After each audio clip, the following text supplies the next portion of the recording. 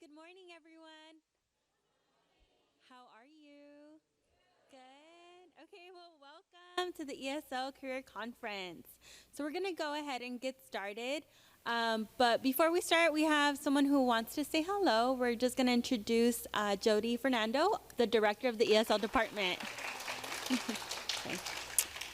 And first up, we have Michael No. He's one of the counselors. He's going to do the first presentation.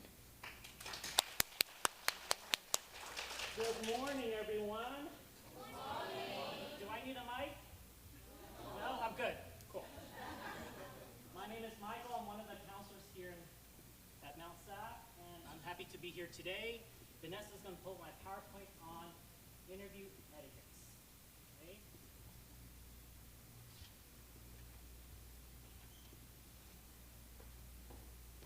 How many people here have a job? Cool. Do you remember your very first day interviewing for the job? How did you feel? Nervous? Good. Thank you very much. So today I'm going to talk to you about do's and don'ts and different etiquettes. Do you know what the word etiquette means? Yeah? What does it mean? Huh? Mannerism. So how you're supposed to be acting at a job interview. So I'm going to cover some basic things that students should know whenever they're interviewing. And the very first thing is common sense. There's no such thing. Sometimes people do stuff in interviews that I have never seen before, and sometimes I'm like, they did what? So I want to show you some common etiquettes that you should be doing in an actual interview. But before the actual interview, you gotta find out where your interview is located. So let me tell you a very, very short story. Many years ago, I applied to Western University. It's a private school in Pomona. And back then, I remember traveling from my house, and I live in Covina. It's about a 15-minute drive. However, there was a lot of road construction. So it took me much, much longer. So my advice to you is kind of know where the location is, because you never know if there's road construction or any type of delays.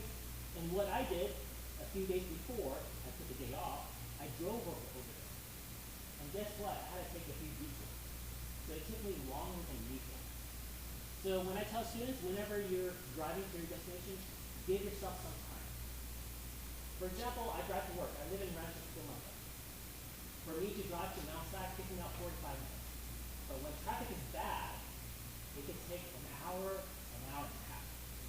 So I make sure to leave the house at least an hour and 15 minutes before. Because you never know. There might be traffic. You might need to stop to get gas. Dressing up is very important. Yeah. So whenever you're dressing up, and there's different rules for both men and women, but this is what I usually tell people. Watch what you dress. How many of you like to wear jewelry? I don't like to wear jewelry, but my wife does. And whenever she wears nice jewelry, when she walks around, you can hear clink, clink, clink, clink, clink, clink, clink, clink, clink, clink, clink. That is something that you don't want. In an actual interview, they want to see you, they want to see your expression, they don't want to hear your jewelry or see your jewelry. Whenever you're wearing clothing, be careful what you are wearing. You don't want to show too much skin as well. I tell people, wear something business casual. So it's nice slacks, shirt. Women, you have a lot of room for accessories, okay? Handshake. How many of you have shaken somebody's hand before? I'm pretty sure many of you, right? I could tell you the stories of when I interviewed and how many hands I have shook, because some would feel like this. Because they're never practicing how to handshake. So I remember shaking somebody's hand sometime, and it's this limb, stale, sometimes cold, and when I shake, I'm like, ugh. You don't want to do that way. Or how about this? Crush somebody's hand. You don't want to do that. pandemic, I would go out and work out. And I used to live in Covina. So I would go to the West Covina gym. Every now and then, I'll see a student like in the gym working out. And they'll walk over to me and say, "Hey, Michael." And they're like, "Arr." This is an interview. This is not to show that you're more stronger than the other. Okay? So whenever you shake, try not to clutch their hand. How about people with sweaty hands? Have you ever shook somebody and they're like, "Oh my goodness, it's sweat." Right? Here's a tip for you. Many times when people do handshake and when their hands are wet, many times it's because they're nervous. They sweat. This is why I tell students, put napkins in your pockets. So when you're about to go to an interview, about to shake someone's hand, put your hand in your pocket, squeeze the napkin, make sure it's dry. And if you take it out and they're not looking, shake hands. I need this for the live stream people.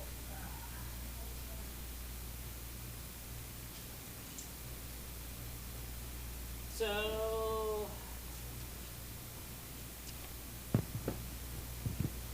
good? Perfect. So make sure your hands are dry when you shake somebody's hand, okay? So some basic rules when shaking people's hand, make sure they're firm, not crushing them. When you shake, about 3 seconds. There are some people that love to shake, but they love to hold onto your hand for the whole conversation. You don't want to do that. Hold it for about 3 seconds, let go. And when you pump, maybe 2 or 3 times, and that's it, all right? I have a very good friend. Whenever I see them, he loves to shake. He shakes, he hugs, but he holds onto my hand for like 5 minutes. I'm like, come on, I'm married. Let go. Now, today we do a lot of virtual interviews. So let me give you some tips for virtual interviews, but I have some suggestions for you. Strong internet. I teach a class, and whenever I teach a class, I see my students. Sometimes my students, I see their face, just the top portion, or sometimes I just see the neck area. Sometimes I just see one side or the other.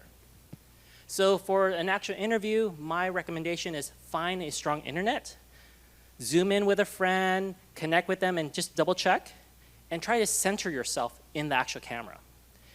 I, at work and at home, I zoom in with people, and I have double screens. And I have some students that have a camera that's off to the side. So when I talk to people, they're never looking into the camera. They're looking at the monitor where they see the actual people. But when you're interviewing, you should look directly into the camera, okay? So always test yourself, position yourself right in the middle. Lighting is very important as well. So let me ask you, which one is better, A or B? B is better. However, today, a lot of people do this. Why? Because they're comfortable. I would do the same thing too, but I prefer to dress up, make sure I look good, and when I look good, I feel good in talking and presenting. Which one would you prefer? I prefer A, but you should do B. In an actual interview, when it's virtual, you should dress up from head to toe. You never know whenever you have to get up, and whenever you have to get up, people might see, from below down. But when you dress up completely, you have a sense of confidence. So when I tell students, when you dress up for an interview, whether it's in person or virtual, dress up from head to toe. So which one's better in terms of background? D. I have a lot of friends that are C, and sometime when I turn on or log into Zoom, it takes me a few seconds to see which one is a real person. So let me tell you why D is the best option. Is because whenever you're interviewing, you want to look as professional as possible. But here's the other thing. If I interview someone, this is very distracting. This is very distracting. This one is somewhat distracting from the outside, but look, it's kind of bleeding into his neck. So it also depends on what you're wearing. So testing out your webcam ahead of time is best. But here's the thing, you don't have to get fancy. You could show your background, and if you don't want to show your background, just look in your bedroom or any place where there's a white wall, and you read from there. Or there are many options where you get to blur your background, okay? So D would be the best choice here. Other interview etiquettes. Yes, people get nervous. I have a student many years ago. I was teaching interview techniques, and his name is Jose. And Jose had very long wavy hair, actually very beautiful. However, whenever we're in class, and he never ties up his hair, so his hair is always in front. So whenever I'm talking to him, every now and then, he does this, which is fine, but his hair would eventually come back to the front. And when his hair would come back to the front, he would wave it back again. So in regular conversation, it's fine. But in an actual interview, the interviewer is thinking, oh my goodness, what is he doing to his hair? So whenever you're in an actual interview, and if you have long hair, my advice to you is to tie it back. They want to see your face. I know many people get nervous, and this is what I used to do in high school often is I get a pen, I click it, or I'll twirl it. And that is very distracting in an actual interview. So put that paper, put that pencil away, don't play with your hair. You want to focus on the actual interviewer, focus on your question, and respond. And there's many different things, but I'll kind of skip ahead, okay? Towards the end of the interview, usually they would ask you, do you have any question for us? My advice to you is to come up with 1 to 2 interview questions to ask them. Why? It shows that you are interested in the position. Always send, there's no laser pointer, always send some type of follow-up thank you. So after the interview, you want to thank them through an email, a thank you card, or a letter. And let me tell you why that's important. At one of my previous jobs, I interviewed for a full-time position. Unfortunately, I did not get it. But that person called me up a few months later to say, hey, Michael, I was very impressed with your interview, and I saw your thank you letter, so that's why I'm calling you up, because we have another position that you might be suited for. So sending a thank you letter after your interview might spark maybe opportunities for another position later on. Remember, the interview is all about you, how you sell yourself. And when I say sell yourself, explaining your skills and abilities to the employer so they understand. When I teach interview skills, I always tell students to use examples of what you have done. By doing that, the interviewer will get to your point and consider you for the job position. There's so much more interview techniques, so if you need to know more or learn how to practice, some students make an appointment with me or any of the counselor in my area, and what we have done for students is we record our interview, or mock interview, or fake interview, and then we will go over it and point out what they can improve for their real interview in the future. Thank you very much.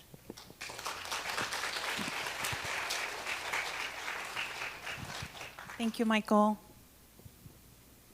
Okay, so up next, we have Stephen Jin. He's one of my former Vessel students, and I'm very happy to have him here today and very proud of him. Stephen, come on up.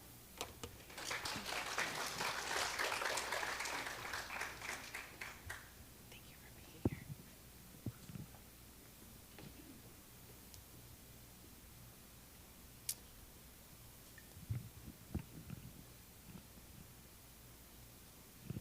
Good morning, everyone.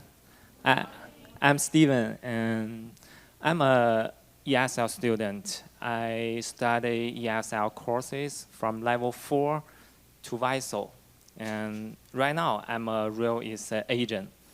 And today, I want to share with you guys how to become a real estate agent and what happened in the first year as a realtor. Thank you. First of all, there are 2 conditions you have to meet.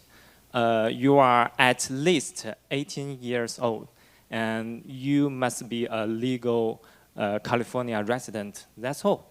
And you have to learn 3 courses with real estate. Like me, for example, I choose real estate principle, real estate practice, and legal aspects of real estate. There are 135 hours you have to learn, and that's a pre-listening education. And after that, you will take the 3 exams and take the 3 certificates. And then you can submit your listening. You have choice to take the final California uniform test. There are 105 questions in this test, and if your score is above 17, you pass. And congratulations. And next, you need to submit your figure point for a background check. At the same time, you can find a reputable broker or agency as well. And when you take the broker's information, and you can submit the licensing application to the DRE. It's about 3 or 5 business days. You will take your real estate license and launch your career. And like me, for example, I spent 4 months to take the license, 3 months for prepare the courses, and 1 month for the final exam. Okay, let's talk about the average income as a realtor. Be a real estate agent, it depends various factors for your income per year. You choose a full-time job or part-time job, and your work experience, and the number of transactions per year, and the commission rates, etc. And normally, according to the U.S. Bureau of Labor Statistics data for 2021, a real estate agent in California average income per year is $104,000. It's not bad, huh? But especially in the first year, be a brand new. Normally, you can finish 2 or 3 transactions. I mean, residential. That's good. That's pretty good. And normally, your income first year is about $50,000 to $60,000 per year. And it's important to keep in mind that be a real estate agent, your income based on a commission-based system, and success is not guaranteed. Okay, let me talk about a typical day as a real estate agent like me. In the morning, normally I will looking for some new clients and follow up my previous clients and make appointment with them, show the properties with them, and there are some paperwork you have to deal with. You need to handle documents and some contracts details. And next, the conduct market research. You need to know what happened around you in real estate industry and what's news, and you need to talk with your clients. And finally, and it's important, I think nowadays you need to use social media to promote your listing, your property. And like me, I create my YouTube channel, a Facebook group, Instagram, Twitter, because I focus on Chinese market. And have you heard about that? A Little Red Book is a very famous app in China. And WeChat, blog, and email marketing, etc. You can reach a wider audience with social media, and it's very useful. And you can establish your brand and build your unique personal IP as a real estate professional. Okay, let's talk about skills. what's necessary as a real estate agent. There are communication and marketing skills, organizational and sales skills. For communication, you need to communicate with your clients, with all parties that involve the whole transaction, and make a relationship with them. So that's important. That's next, the marketing skills. There are a lot of for marketing skills. I think you must have a thorough understanding your local market, especially the price trends and the inventory, and you need to create some new strategies to deal with. And for organizational skills, I think you can use another word is multitasking skills. For example, when you open ESCO, when you purchase a house, open ESCO, there are many things you have to deal with at the same time. You need to deal with ESCO company, a title company, a termite company, appraiser, and inspector, and loan officer, etc. There are many things you have to deal with at the same time. So, it's important to make the whole transaction go smoothly and effectively. So that's important organizational skills. And finally, the sales skills, be a real estate agent, and you have to sell your listing property and negotiate with your clients. And you have to understand the transaction details and negotiate with your clients and other parties that involve the whole transaction. You must be confident, you must be persuasive, and make the whole transaction go smoothly. Next, the challengers. There are many challengers, especially brand new. And first of all, the compensation. In real estate industry is very competitive, especially nowadays. The buyer, they don't want to buy because the long high interest rate. At the same time, the seller is in no hurry to sell this property because their property has already approved in value, especially in the 2 past years. So, the number of transactions goes down. And it's very difficult, especially in the first year as a realtor. It's a challenger. And next, market fluctuation. The price goes down and up. The prices and the inventory levels are changing rapidly every day, every month, every year. And you need to stand up to date many data in real estate industry and find some good strategies to deal with. And the third one is time management. I think be a real estate agent, maybe you will make 2 or 3 transactions open at the same time. The time management is very important. Maybe you need to find a transaction coordinator to help you. That's very useful. And you can use some new technology to deal with, to automate your routine tasks, like the email marketing, like the appointment reminder, like you even use ChatGPT and OpenAI to create your new post in your social media. And that can save your time. Save time means you save your money. And you have enough time to deal with some other important things. The last one is emotional strain.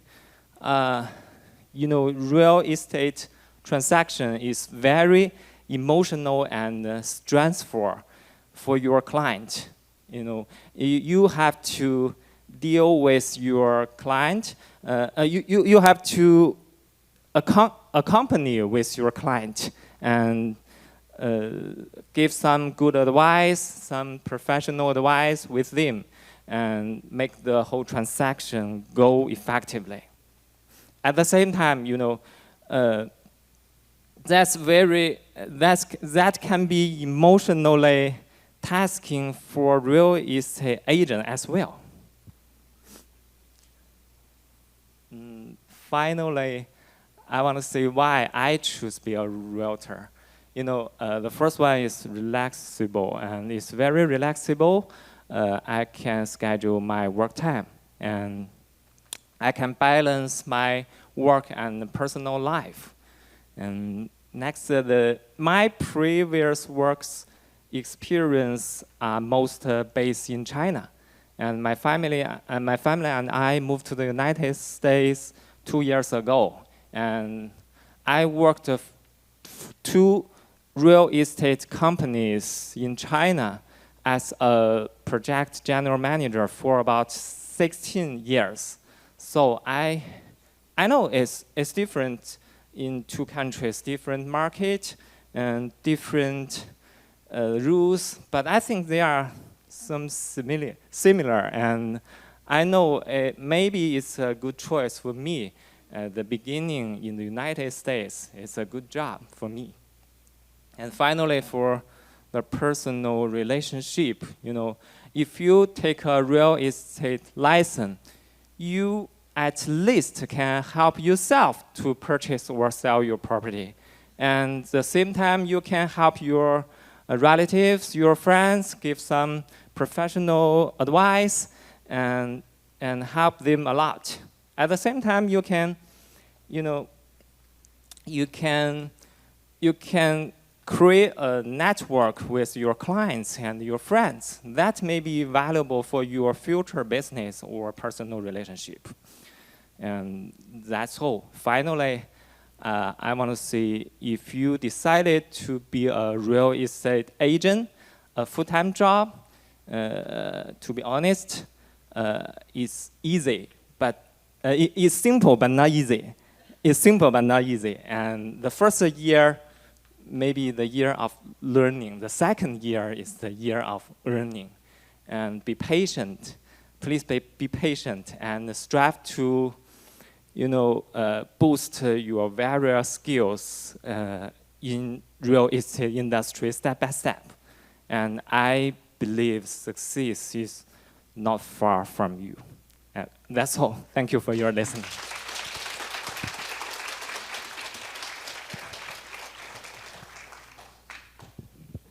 Thank you so much.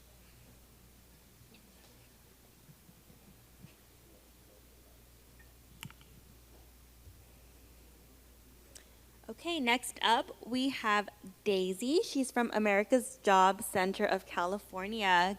Round of applause for Daisy, please.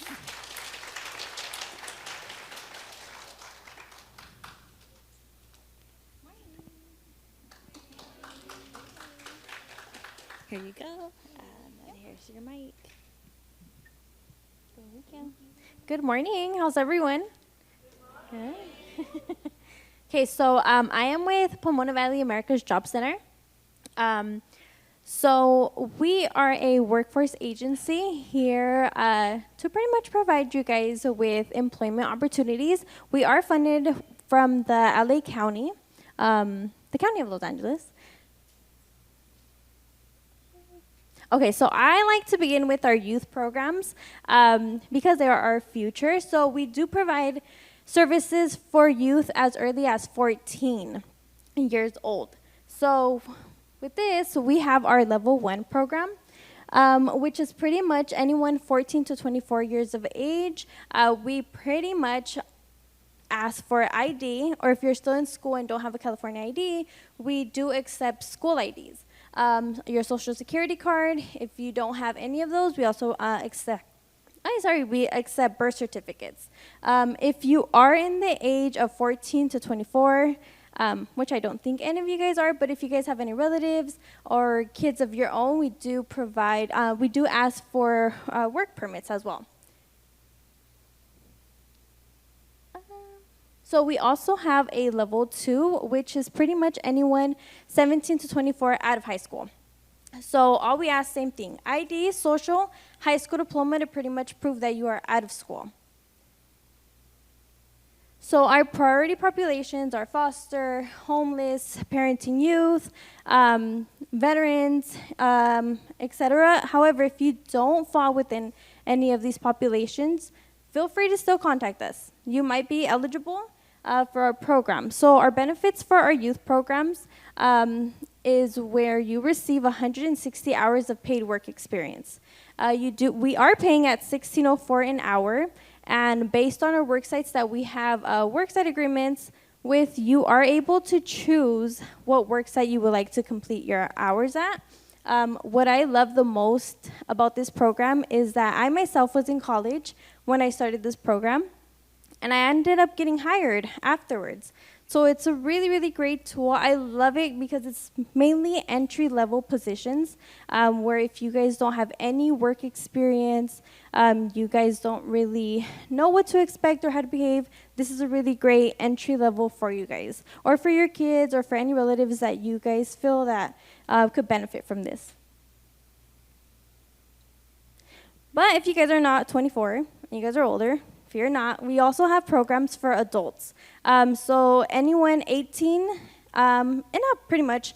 And if you guys are looking for employment, if you guys are receiving unemployment and you guys need possibly training, we could pay for your occupational trainings as well.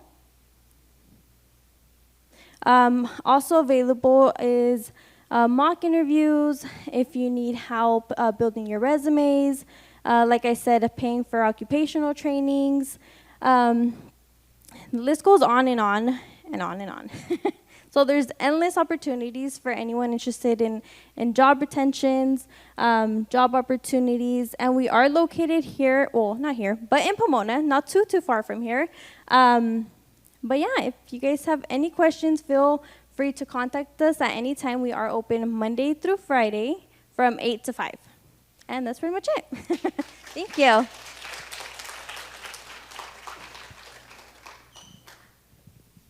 Thank you so much. All right, so our next partner is Dina from Short Term Voc.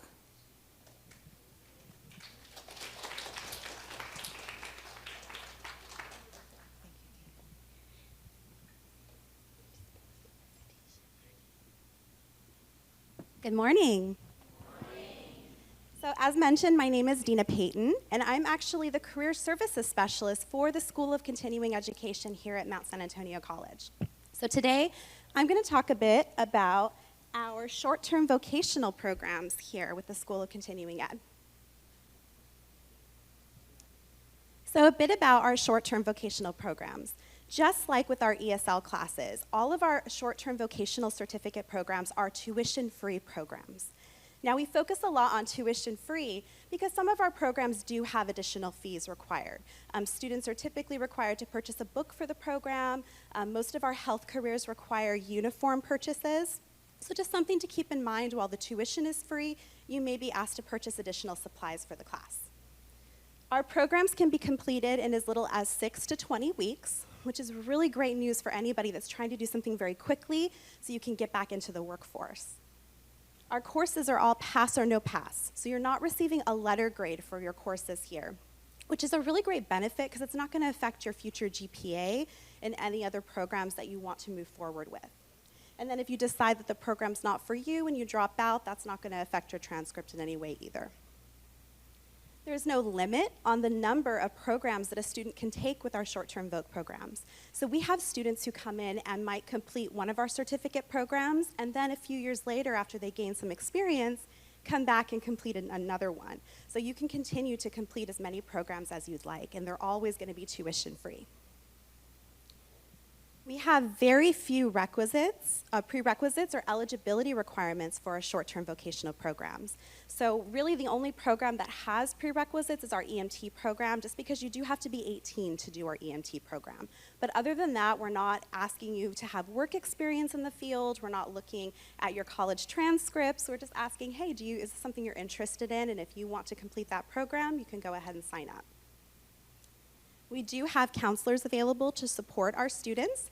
We want to ensure that you have everything you need in order to complete the program. So we're going to assist you with any basic needs you might have, any educational counseling you might need, and we also have career services available through myself at the completion of the program to make sure that you're being connected to different job opportunities, you're getting your resume updated, and you're improving those interview skills.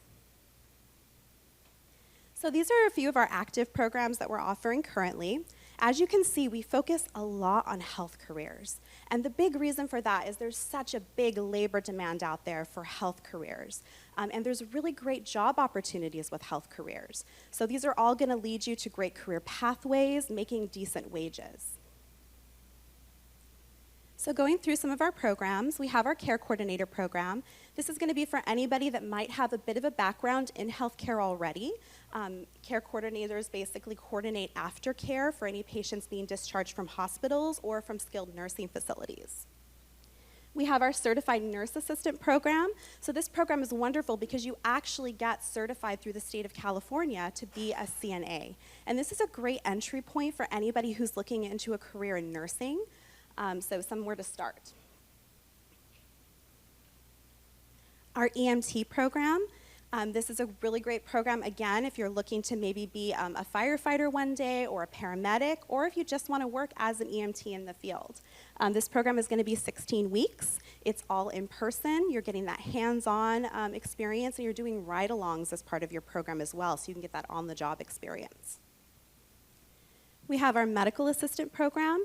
This is actually one of our longer programs. It's about 4 months long. It's going to be in hybrid format, so you're going to be taking some online courses, and then you're going to be doing your clinicals in person here on campus, where you're getting that hands-on experience. We have our personal care aid program. So this is a caregiving program.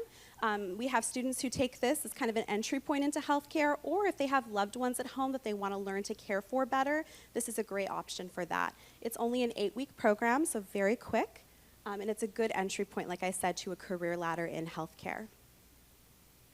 Our pharmacy technician program is one of our newer programs. It's a 20-week program as well.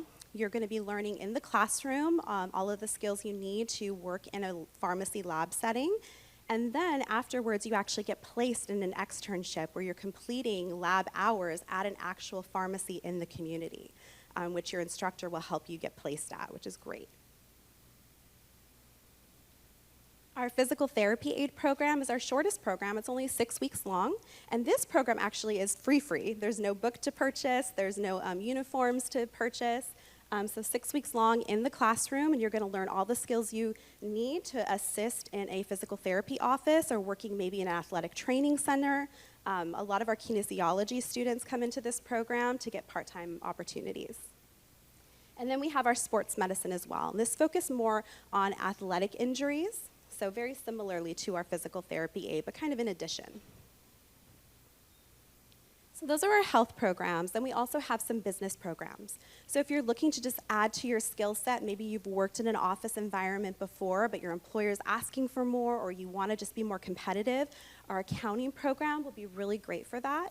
It goes through a lot of the fundamentals on balancing spreadsheets, how to use different ratios, how to conduct inventory, all of that information that you need. And then we have our payroll and tax accounting. And this program's a little confusing because people think it's tax accounting, that means how to do taxes. But actually what it is it teaches you how to apply tax principles to payroll situations. So you're working in a payroll office and you're learning how to do all the California tax code to make sure your employees are paid appropriately. Okay? And then we have our essential office skills class. And this is kind of just that basic class that everyone needs to learn how to work in an administrative office setting. So it's going to teach you all those Microsoft Office skills, all the Google document skills, and even different office management practices. Then we move over to our electronic systems technology program. This program is 14 weeks. It's going to teach you all the concepts of wiring, technology, any kind of in-home equipment. A lot of the students go on to work like for telecommunication companies, in-home security companies where they're doing all the installation of the equipment and technology. And then we have our floral design programs. This can be a great opportunity for entrepreneurship. So if you're looking to start your own business, the party planning industry, the wedding industry, all of that is in huge demand now. So this is a great opportunity. You do have to complete all 3 levels to get the certificate in floral design, but some students choose to just pick 1 or 2 and learn those skills that comes with that class. So again, support services for our short-term vocational students. Very similarly, we have counseling services available to help you with developing that educational plan. A lot of students choose, after completing a short-term voc class, to then go on to enroll in a credit course, or maybe they want to continue their education elsewhere. So we can assist you with that, including basic needs resources. Other resources we have available, just like with ESL, we have our loaner laptops and hotspots available, bus passes for students who may need them. We have our food pantry on campus and any other additional referrals you might need for our services. And then we do have career services available. So I'm here to assist students with their job search assistance needs, resume development, mock interviewing, and even hosting mini job fairs for students as they're completing their programs. This is the QR code to our interest list. I do recommend that if any of these programs are of interest to you, that you scan this and complete it and just select all the programs you might be interested in. The reason for this is with our short-term vocational programs, we don't operate on the same semester schedule as the credit side of campus does. So we offer classes all year round, basically based on student interest, faculty availability. So to make sure that you don't miss those start dates, it's good to get on that interest list because you'll get those email updates. 2 of our courses, our EMT and our CNA, do require a mandatory info session prior to enrolling. So, it's good not to miss those dates so we don't have to, wait until the next round of the class comes. And then, or you can just give us a call or email us at stv@mountsac.edu if you have questions. Our non-credit app, very similarly to ESL, there is a list that shows STV or short-term vocational, and then again, you'll just select the program that you're interested in applying to. And then those are the steps. One of our staff members will reach out to you after you submit your application just to give you next steps. We typically accept about 40 students into our programs. It is first come, first serve. So it's good when you see a program you're interested in starting, getting your application in as soon as possible. And then that's it for me. Any questions? Or if you do, you can always give us a call and email us. Any questions? Good? Okay.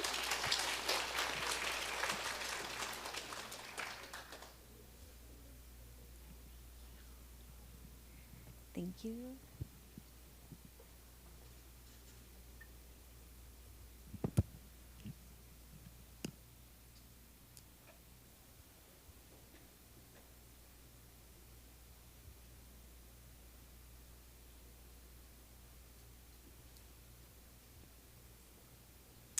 Okay, so next up we have our very own counselor, Samantha Wong. She'll be presenting on job search engines.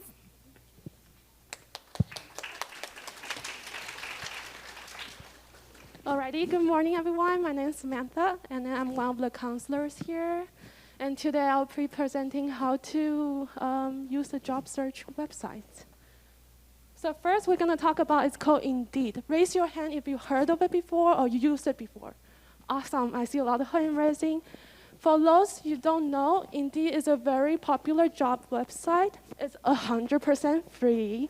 So there's no account necessary. However, if you do want to apply for a job, you probably have to set up an account so they can send you the job information. Good thing about it provides salary information for you. So right here, and it has company review, so you know if this company is good or you don't want to work there. And then it has a lot of jobs that you can look through.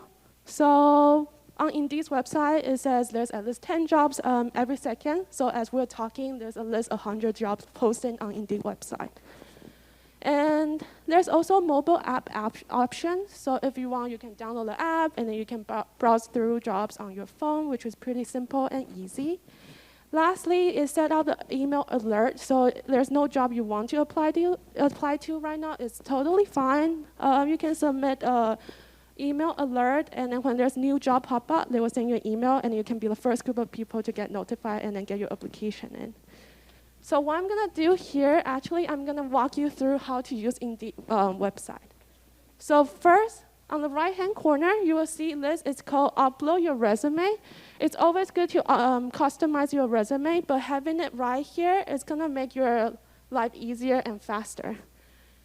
And then here, I put right here what you can put down the job that you want to apply to. You can put down the field that you're thinking you want to go into.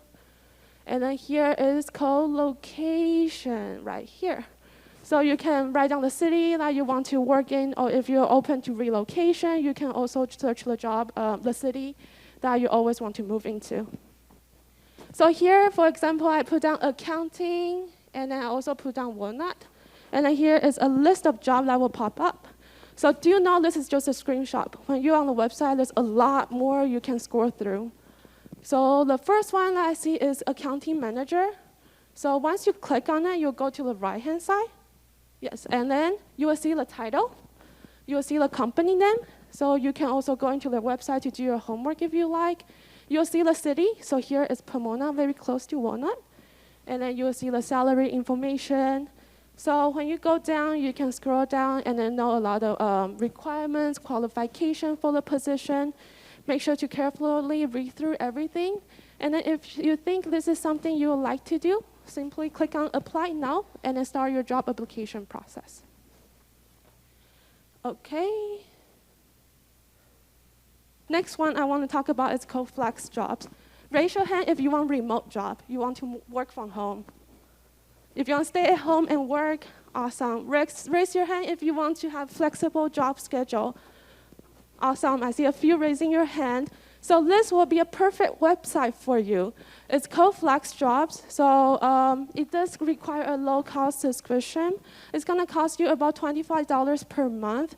But good thing about this website is it's all remote. It's flexible schedule. So you can, work in the morning, drop off the kids, and then do your work again, and then go pick up the kids if you need. So it's very flexible. So just like a realtor job, pretty flexible that you can do it based on your time.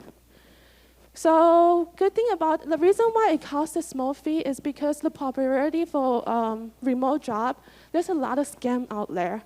But for flex job, because you pay them, so they do your homework for you, they do research for you. So you don't have to, it kind of minimizes your rate of getting scammed. So that's why the $25 is there.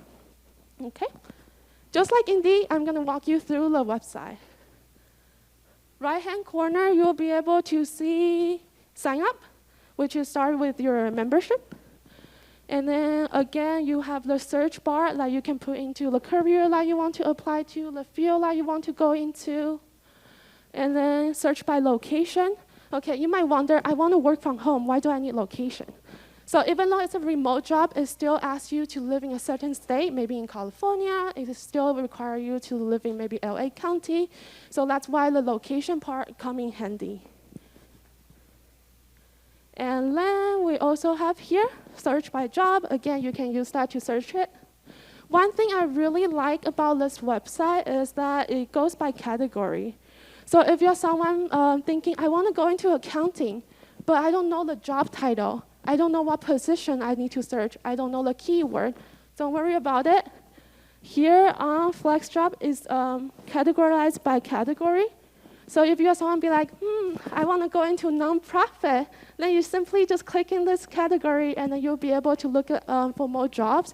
And then you can later on use those keywords to search for jobs.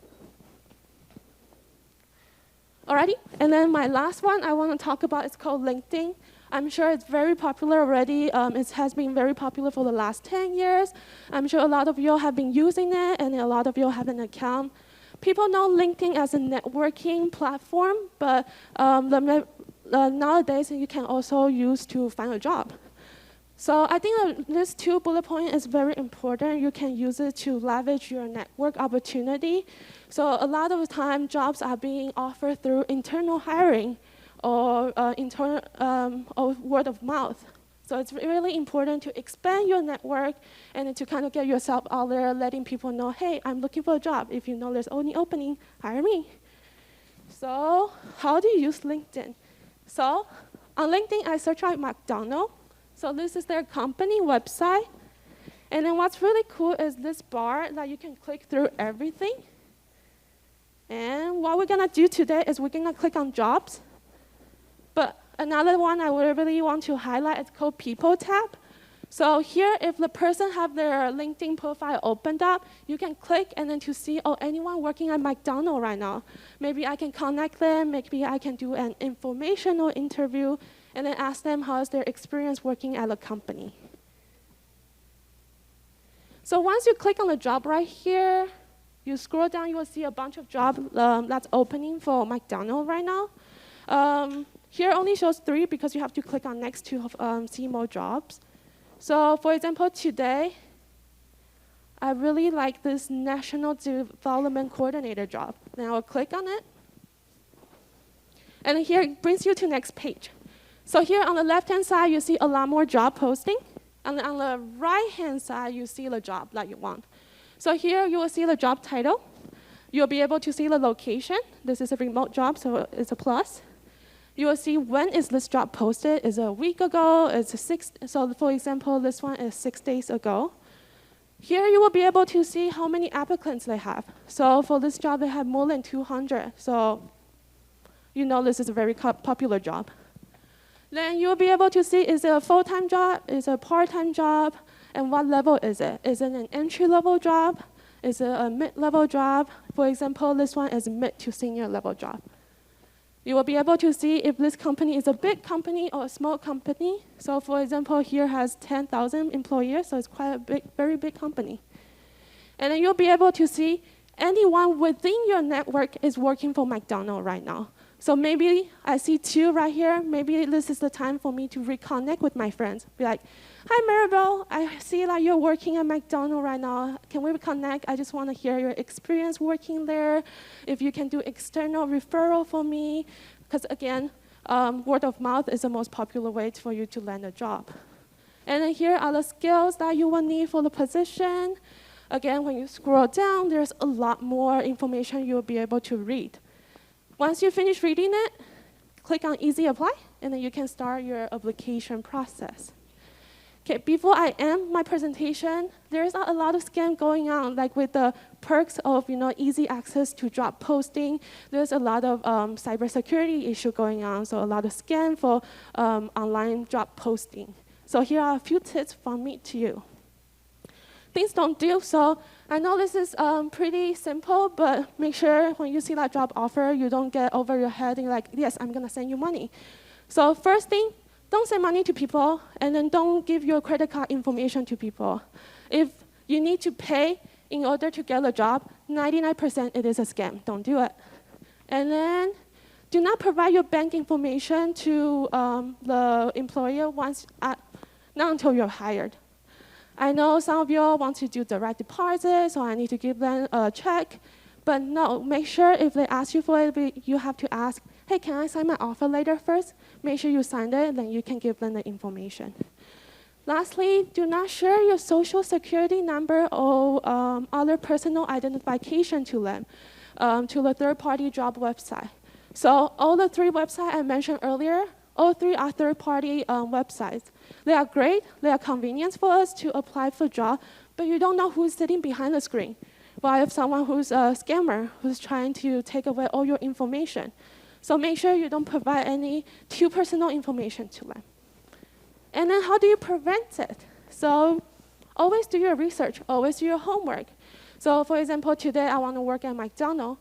Then I'm going to Google McDonald's. I'm going to see if they have a physical address, if they have a phone number, if they have a review from previous worker or people who is working there. So make sure to do your homework. If you still feel scared about it, you feel, I think something is up, then talk to someone you trust. Talk to your friends, talk to your family. You can even schedule an appointment with a counselor, and we can do homework together. So always talk to someone you trust. And I also want to bring awareness to the most common scam. It's called restripping scams. I don't know if you've heard of it before. Yes? No? Great, okay. So restripping scams is a remote job opportunity. What they do is the employer will send you a package, and they will ask you to repackage and send it to other people. make sure if you see this job coming along, avoid it. It's definitely a scam. They're trying to send illegal things for other people. So again, reshaping scams, make sure to memorize it. And before I finish my presentation today, I want to share this QR code. So here I have a list of job searching websites. It's a lot more than on presentation, and it's by category. If you would like, feel free to scan it, and then hopefully one day you'll be able to utilize it. Thank you.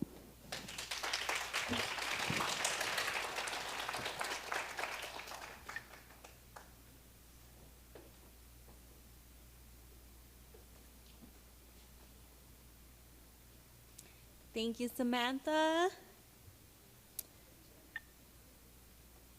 Oops. How's everyone doing?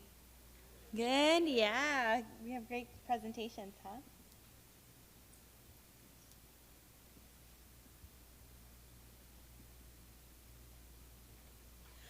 Okay, next up, we have Elizabeth from the American Language Program, AMLA.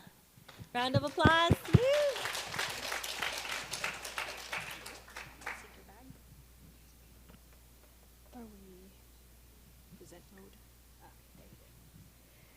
Good morning, ESL. Woo! How are you? Yeah, it's good to see all of you. So I'm here, Elizabeth Cassian. I'm the chair currently of the American Language Program. And I wanted to talk a little bit about what's next, life after ESL. What are you going to do after ESL? Emma? Oh, you already know. Maybe the American Language Program is the place for you. So let's go next. What is the American Language Program? So we offer in-person, online, and also hybrid credit courses in ESL. But it's credit ESL. So we offer reading, writing, listening, speaking, grammar, and culture courses. And we emphasize critical thinking in our curriculum and cultural competency. So we equip students with the language skills that you need to help you succeed in both academic and your professional goals and endeavors. So remember I said this is credit courses, and that means that it counts for college. You get credit for college. Right now, your non-credit classes, they don't count for Mount SAC, right? They're free, they're community, they're for you, for your own purposes. Well, this counts in college towards your academic goals. And that means that you also have to fill out a Mount SAC college application. You did a non-credit application, this is a different type of application. And of course, it means that you must also pay. So if you're a California resident, you're gonna pay $46 per unit. Now, unit is the number of hours that you meet every week if you meet in person. And classes are usually more than one unit, so it's gonna be more than $46. And that's if you're a California resident. If you're a non-resident or if you're an international student, then it's gonna cost $311 per unit plus the $46 per unit enrollment fee as well. So it can get pretty pricey. Talk to your counselor about options for you. And also want you to remember that for every unit that you take, so a class is several units, for every unit you have to dedicate at least 2 hours of study and homework time outside of the classroom. So in ESL,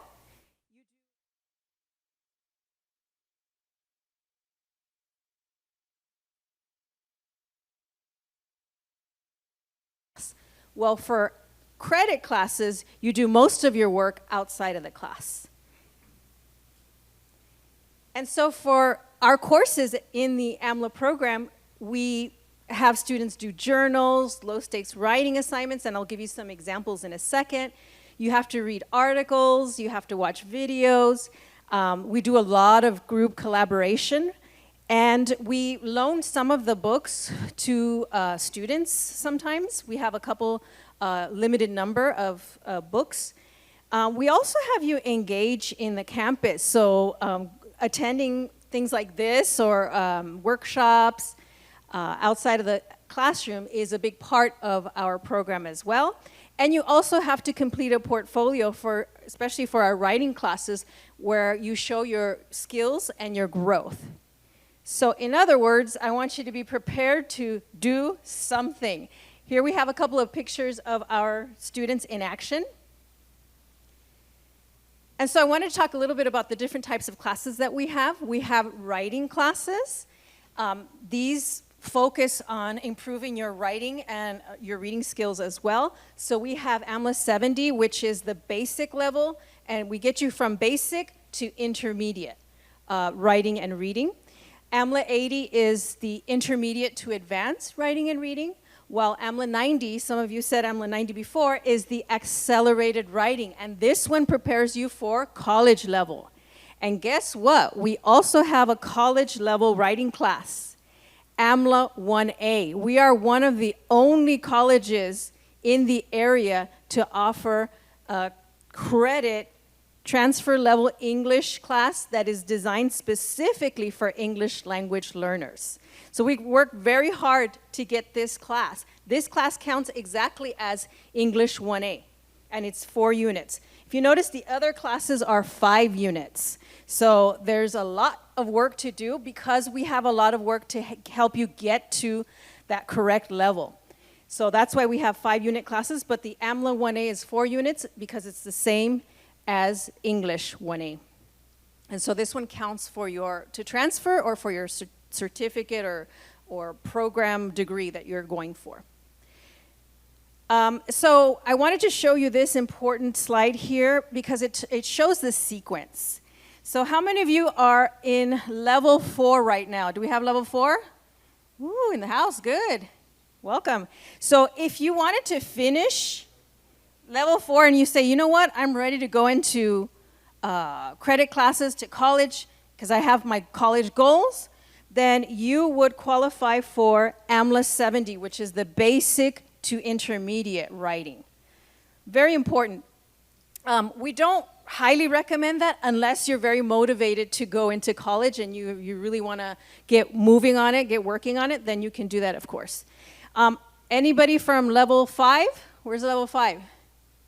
Yay, level 6? Ooh, it's small. Okay. So levels 5 and 6, you qualify for AMLA 80, which is the intermediate to advanced writing. And do we have anybody in Vessel here? Where's Vessel? Woo, wow.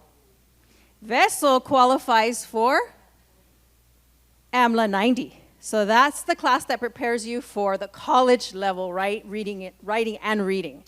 So you just have one little practice class, and then you go right into the college level. So very important to keep this in mind because we have an agreement with ESL that if you successfully complete, not if you take it and drop it or take it and do not pass the class, if you successfully complete these levels for ESL, you qualify for these levels for AMLA, the American Language Program. But guess what? We also have mirrored courses. And those mirrored courses are ESL 70, 80, 90, and 72. So if you notice they say ESL, that means that you're taking the classes like AMLA 70, 80, 90, and 72, but you're taking it as a non-credit student. So that means that you don't have to pay for the classes, but you have to qualify in order to participate in this program, so make sure to talk to one of your ESL counselors if you're interested in this. So again, you're in the same class with the credit students, but you're taking it as a non-credit student. And we've had a lot of success with this program. Very successful students have come through the program and have gone on to take from non-credit to credit courses. And some of them are in my classes in the higher levels as well. Very good students. We love our Vessel and ESL students, by the way. You're the best. And I just wanted to give you a little taste of what these writing classes are like. This is a text for AMLA 70. It is the young reader's version. And for some students, it's the first time they read an entire book in English. And so this is very helpful. We talk about the theme, which is the exploration of the self in this course. So our writing courses have themes. That means that all the texts, all the reading, the videos, everything that we do is related to our class theme. And this one is exploration of the self, so you learn about yourself in this class. And here's an example of an assignment that we give to our students. Do you think that you can do something like this, that you're able to do something like this? Take a look at it.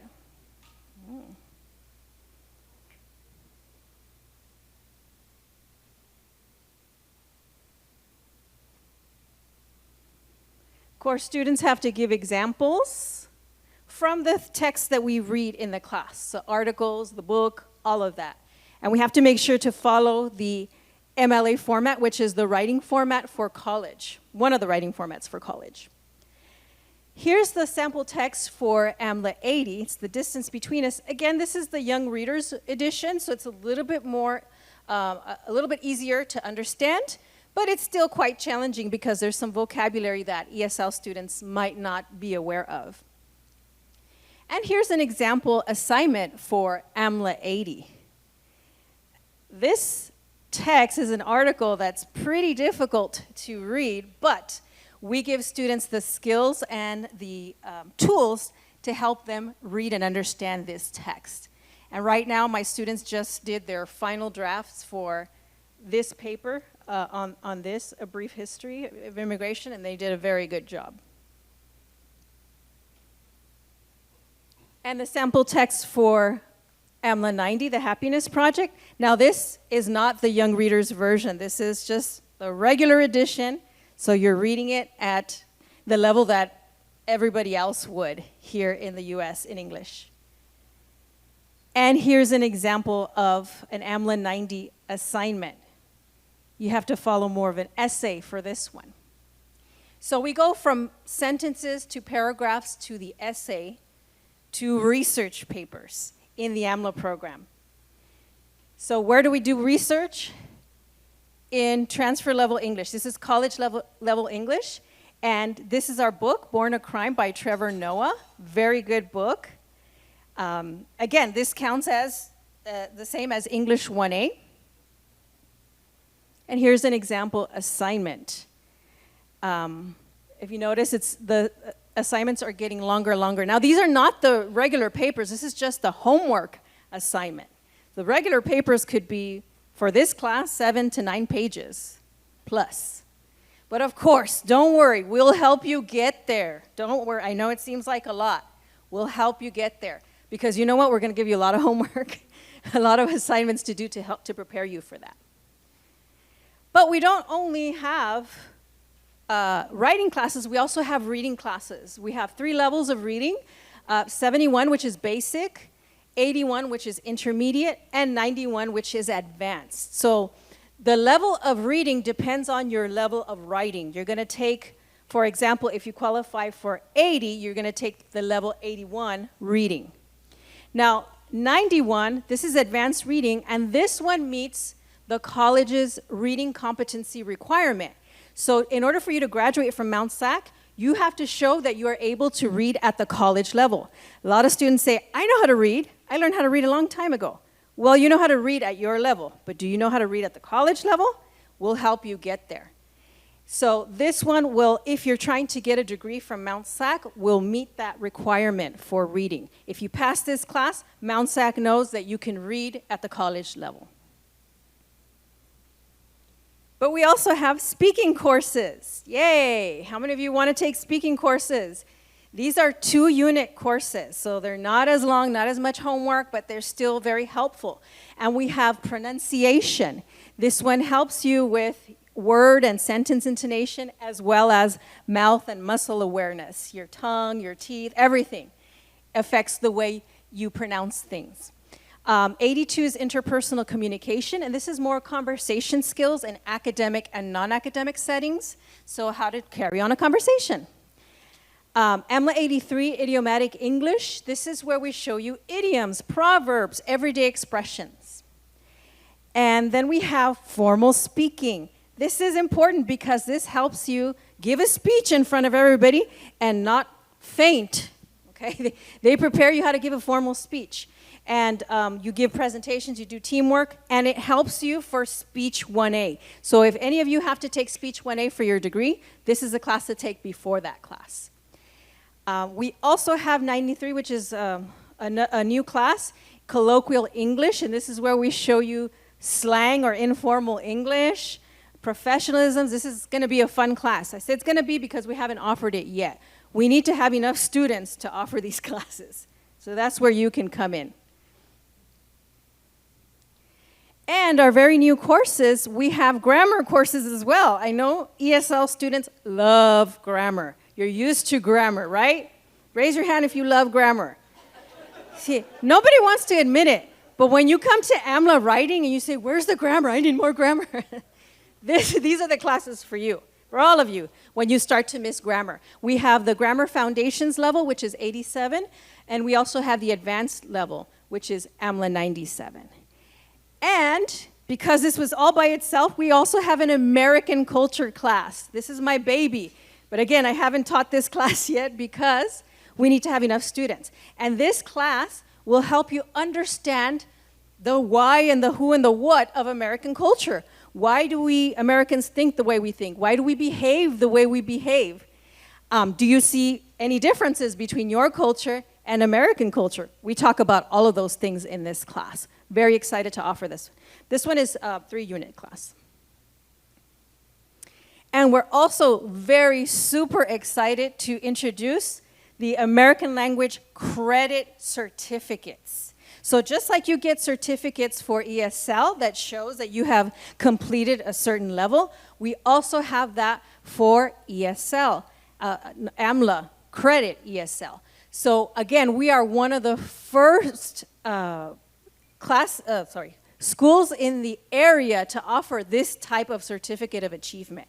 So at Mount SAC, you can get certificates that prepare you for vocational, for your job, to get you job ready. We have like, air conditioning repair and all kinds of certificates. Now we have AMLA certificates, and we have 3 certificates. We have the American Language Foundational English for English language learners, very, very long, but it's the foundational level. We also have the Advanced Proficiency for English language learners. And we have a communication certificate. So this one can help you with whatever job you want to have. We had real estate, you had the health jobs, accounting. This can show you, show your employers that you can speak at a proficient level. So in order for you to get these certificates, you have to complete several courses. These are going to be changed because we have a couple of mistakes, but if you start taking them now, this is what you have to complete. Even if we add more courses later on, you're going to have to complete these courses. So for the Foundational English certificate, we have pronunciation, we have intermediate writing, we have intermediate reading, intermediate grammar, and in order for us to qualify for a certificate, we cannot offer just AMLA courses for a certificate. We have to include a course outside of the American Language Department, and that's where we have counseling. Counseling 1, some of your counselors might teach that class as well, Introduction to College. That one is just a 1-unit class. Guess what? You don't have to take pictures because I made some brochures for you that your teachers will give to you a little bit later on. It has all this information. We spend good money. It's the colored ones too. Nice and colorful. But if you want a big picture, go ahead, take it.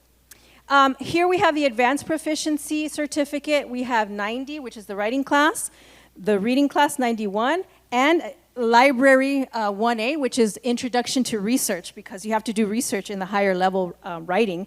And then you can choose one of the following, either Colloquial English or American Culture as part of this certificate. And finally, we have the Speaking or Communication Certificate. Seems like a lot, but remember, these are only 2 units.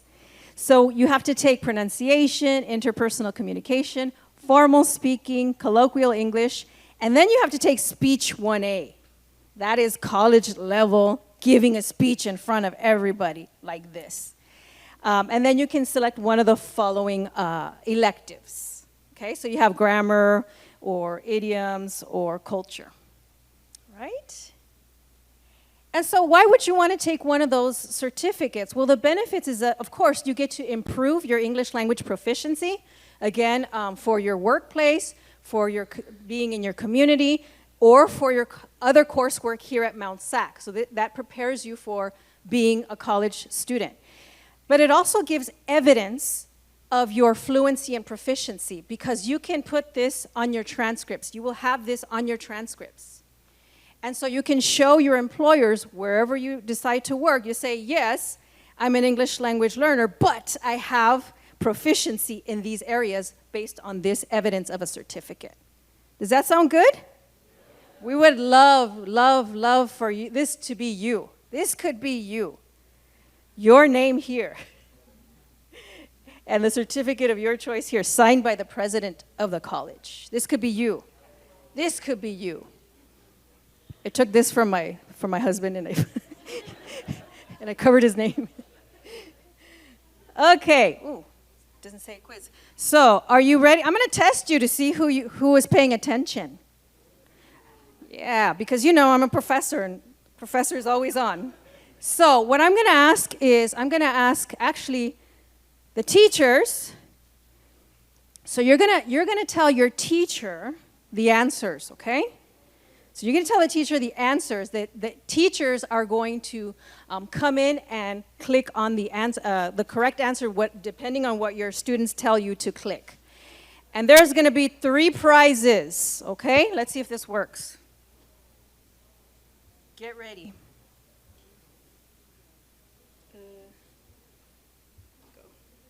It's supposed to say quiz time. Let's see. See if this works. So I'm going to have to log in. Yeah.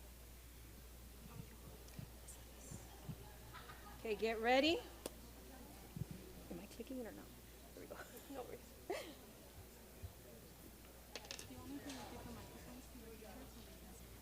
Oh, no, it's going to be through their phone. Thank you.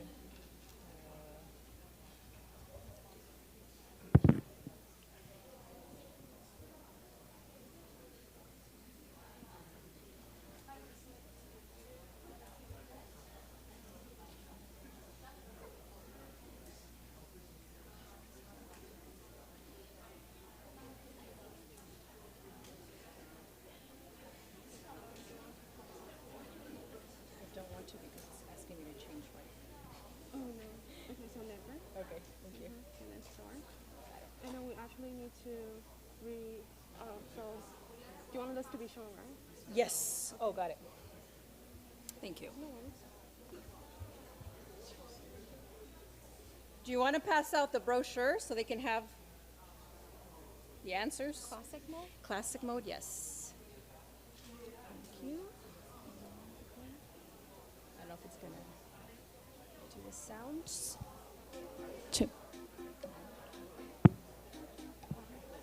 So only your teachers. Only the teachers. So the teachers are going to play for you, but you have to tell your teachers the answer.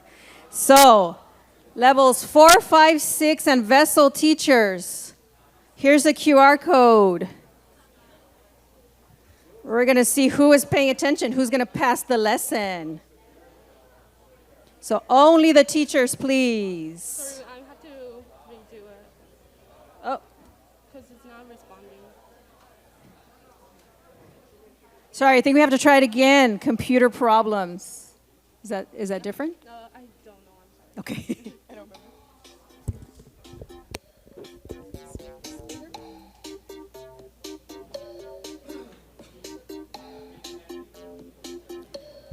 Okay, so teachers, please, you're playing for your students. So teachers, can you please put your name and your level so we know which class is going to be number 1, number 2, and number 3.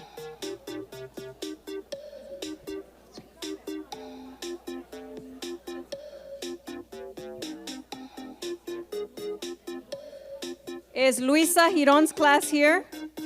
Luisa Giron? Can you raise your hand? Luisa Giron's vessel class? No? I'll take the extras. Okay, looks like we're getting ready.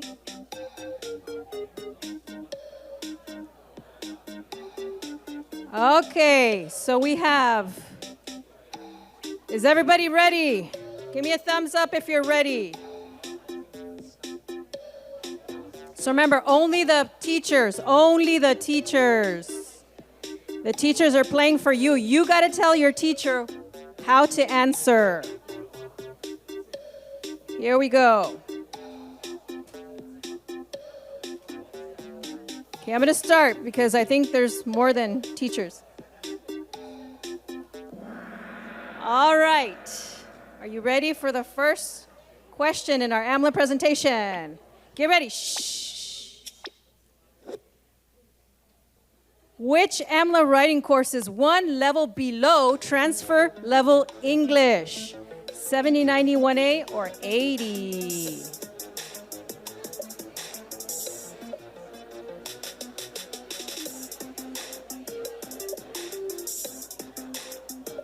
Tell your teacher, tell your teacher. AMLA 90. Woo! Let's see, let's see, let's see. Michael. You have a class. Level 6. Wait, who's level 6? Only one level 6? Woo, level 6. And Maribel. Okay. Question 2. How many courses are offered by AMLA? How many? Look at your brochure. Look at your brochure. Open it. Open it.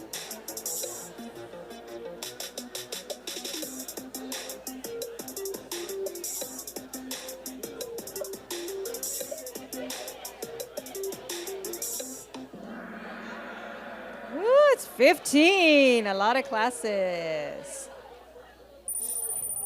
Oh, level 6. Good job, Esther's class. Next question. Which class would you learn how to give a speech?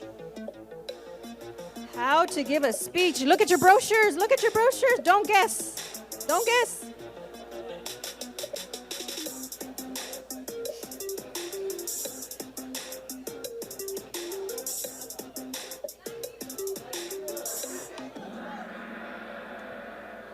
Oh, only two people got this correct. Let's see who it is.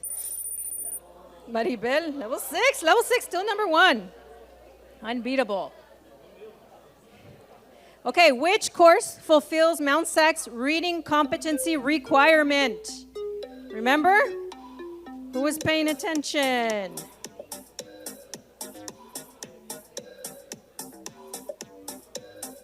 Reading competency, college level reading. Think about it.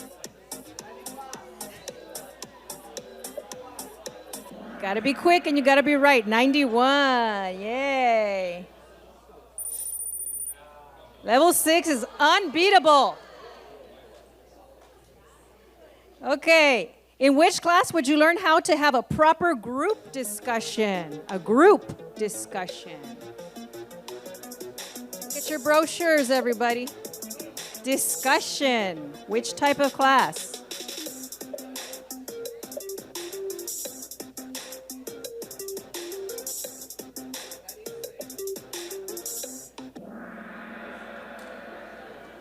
'82 group interpersonal communication.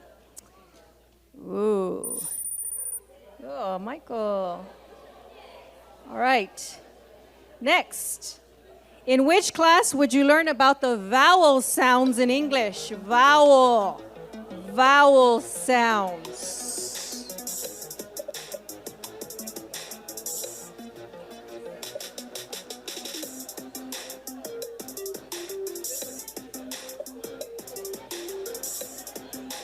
You gotta be quick. You gotta be right and quick. 72. Let's see.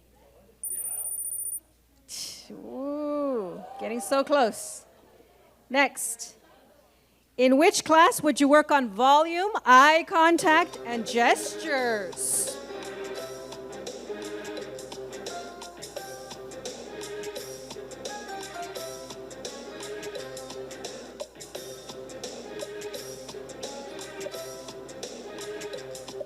Let's go.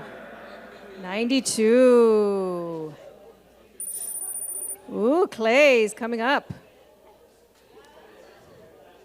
Few more. For which class do you have to read? For which class do you have to read?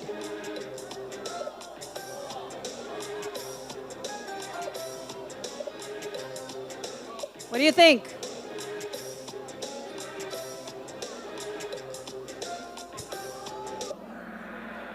All of the above. Ooh, Clay. Woo. Okay, number 9. The writing classes are sequential. True or false? You must take them in order. The writing classes are sequential. That means you must take them in order. True or false?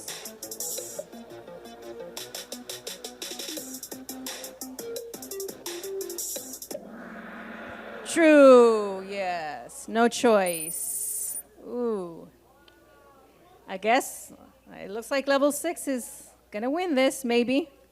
What about which certificate should I get if I want evidence of speaking proficiency?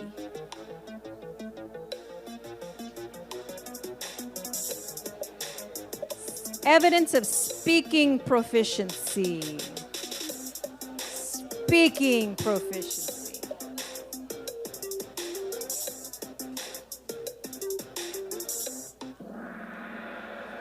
Communication. Although you have to speak for all of them, yes, but this is evidence for speaking specifically.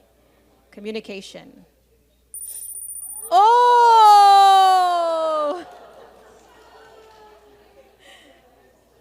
He's a counselor.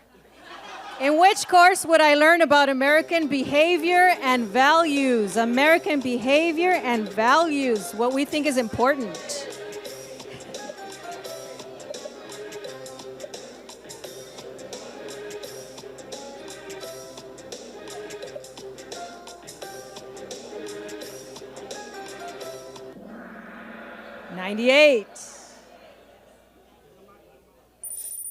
Oh, level 6 back on top. All right, next.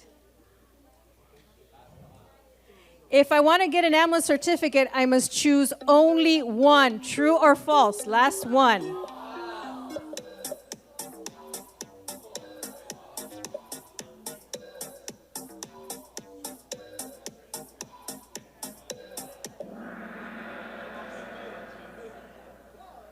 False. You can choose as many as you want. So, are you ready to see who won? Let's drum roll, please. Let's see. In third place, we have Clay's level 4. Second, we have Michael Vessel. First place, we have level 6. Woo! Excellent. Cancel. Where are the other ones? Runners up. I can't see the runners up. Let's see. Podium. Where do I see the runners up? That's what I just did right now. Okay. Only because. Michael, do you have a class or you just. Oh, perfect. Okay, thank you. All right, everybody. So, can we get back to the slides? So, I don't know. Are you interested in maybe taking a class, maybe looking at a certificate? Thumbs up, thumbs down, thumbs sideways, maybe so. Show me. Thank you. So, if you want to get in touch, thank you for your time. That's my presentation. But if you want to get in touch, the best place to do it would be with your ESL counselors because they can direct you to the right resources. But if you have any questions about AMLA information in general, you can contact amlainfo@mountsac.edu. But your first line of defense would be your counselors for ESL. They will help you every step of the way. They'll help you with the application. They'll help you with the registration. They'll give you all the information you need. I hope to see each and every one of you in one of my classes. You know, I have a class right now, but I had to get a substitute to come and be here with you beautiful people because I want to see you in AMLA. Promise me. Good work. And I have my prizes here. Thank you, Elizabeth. All right. So, thank you all for being here. But before you go, we're going to ask you to please go ahead and do a quick survey. We will go ahead and put up a QR code in a minute. If you don't get to scan it, we do have some little tiny papers that you can scan, and our counselors are going to be passing them out in a minute. But if you can scan the QR code, you will be entered to win a raffle prize. Okay, so that's an incentive. If you scan, you go ahead and do the survey really quick. It should take about a minute or two. It will enter you for a raffle.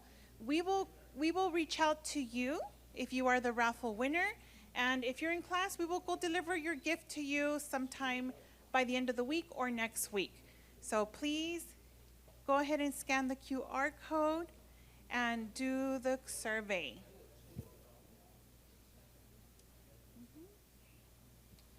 So one more round of applause for our presenters. Yay, thank you so much. A reminder, Stephen was a student, so we hope that one day maybe you can also come and present to students next year, okay? So we hope to see you soon in our offices. Thank you for being here.